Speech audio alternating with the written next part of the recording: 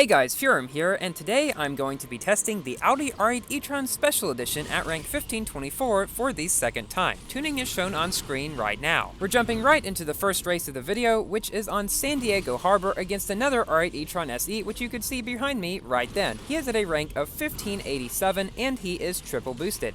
All the races in this video, I will be doing single tank just to show that the car really does not need extra tank at all. So here, this barrel roll makes me go really high for some reason. If that happens, just go to the right down there and you can avoid wrecking on the green thing. There he passes me because he was able to go to the left, but since I was able to take the turn sharper than he was, I was able to pass right by him into first position again. As I said, this is the second time I have tested this car at this rank in multiplayer. If you would like to see the first part, I will put the link to it in the description. There are some pretty epic races in that one too. Thankfully, this is just a one-lap race, so I don't have to survive a whole nother lap with him right behind me, and thus we come in first.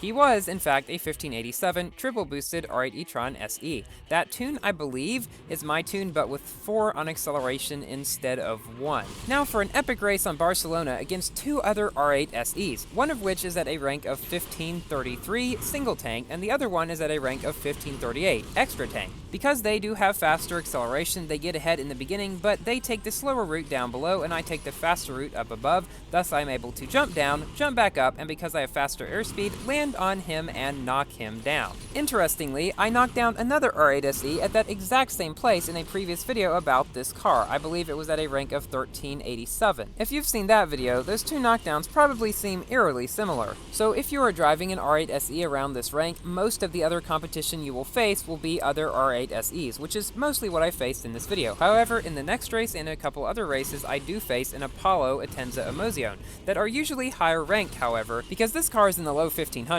You couldn't win the Apollo anywhere below a rank of 1590 in its R&D, and most people won it above 1600. Also, you may see a few SLK SEs, but they are pretty rare, even though they're still extremely good around this rank. So here we beat these other 2 R8 SEs. The one who was triple boosted, I believe, was the one I knocked down, and that is why he is back into 3rd position. Now we have a race against an Apollo IE, as well as another R8 SE and an M2 Special Edition as well. This track, Mosaic Motorway, is one of my favorite tracks in all of Asphalt 8 because of this turn at the beginning. If you can nail this turn, you can get so far ahead of the other people because a lot of them just don't really know how to take it, and it can give you a real advantage. Also, this variant of the Munich track has the shortcut to the left right around the corner that can either be used by that ramp in the middle or this ramp right here. Basically, there are many things on this specific Munich variant in particular that can allow you to get very far ahead if you learn them and the other people do not know how to do them as well. And so far in the video, I hope you have seen that this car really doesn't need extra tanks. I'm able to retain nitro pretty much all the time, even though I am triple tapping at the beginning and triple tapping a lot of the rest of the time as well. That's because this car's nitro efficiency is actually one of the best in the game.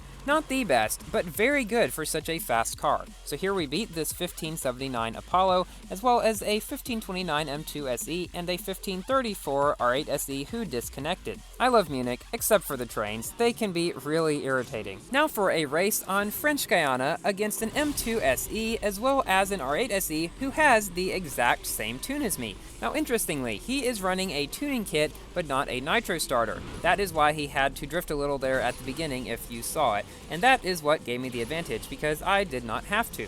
I would recommend, if you are playing multiplayer, to run tuning kit and nitro starter pretty much all of the time. Extra tank is not necessary in cars that have better nitro efficiency, but pretty much never go without a tuning kit or nitro starter when you are doing ticket races, because they're pretty much necessary in multiplayer nowadays to compete well. Even though I stole a lot of that guy's nitro back there on the hoopty-doos, as I call them, he is still quite close to me. Again, that is probably due to this car's very good nitro efficiency. Here we dodge the crawlers. He is not quite so lucky and wrecks on one of them. I assume he tried to go underneath. If you're in a fast car, it is usually best to try to go to the left over there because that second crawler is going diagonally across the track, and it is quite difficult to go underneath it and weave through the legs and actually make it out alive. I used to try to avoid French Guiana in multiplayer, but now I like picking it a lot of the time actually because I've learned how to avoid the crawlers. See, one of the best ways you can do well in multiplayer is to learn those tracks that have quite difficult sections and learn how to do them well and reliably.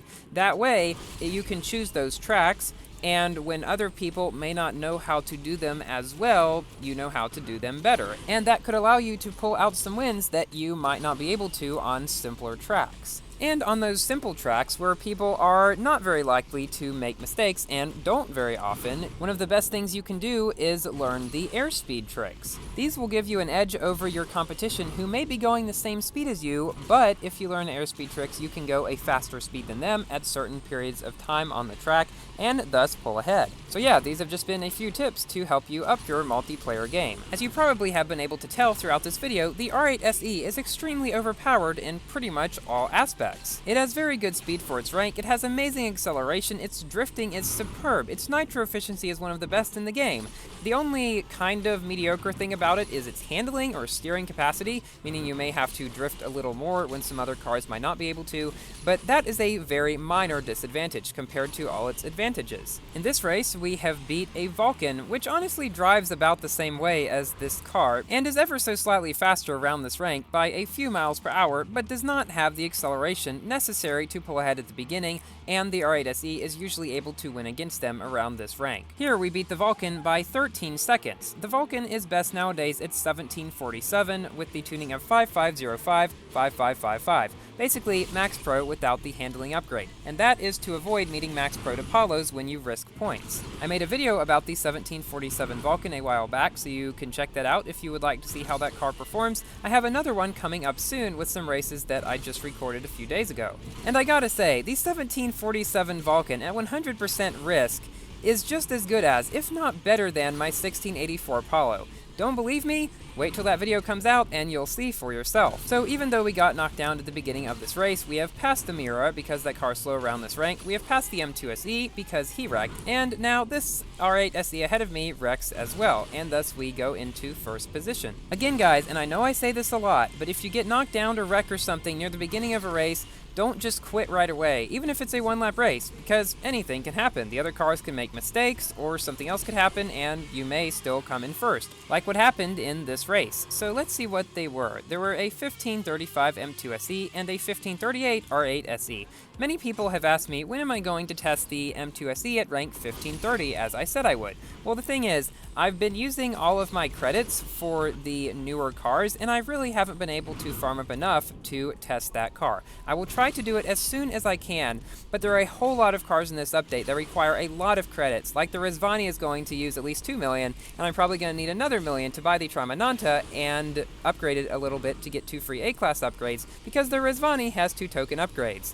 Yeah, it probably will be a little bit before I test the M2 SE at 1530, but don't worry, I will get to it. This guy behind me is another R8 SE, the same one that we faced in the Barcelona race earlier, the one that we didn't knock down. He's at a rank of 1533, and he has no extra tank. And as you can see, neither of us is worse off for not having it, because this car's nitro efficiency is just so amazing. So to sum it all up, I believe that the R8 SE is one of the 5 best multiplayer cars in the game, along with the SLK SE, the Vulcan, the Apollo IE, and the X2. One interesting thing about the R8 SE is that I believe it has the largest rank range where it is proficient in multiplayer, because it's good from below rank 1000 all the way up to like 1550. Above 1550, it really loses its overpoweredness, but it is still a good contender all the way up to its max pro rank of 1695, at which it actually has a very good farming race on Dubai Reverse. It gives about the same amount of money per hour as this 675 LT does on the same track. However, since the car is so much more useful in multiplayer tuned, hardly anyone has max pro'd it, and it would be best not to. If you won this car,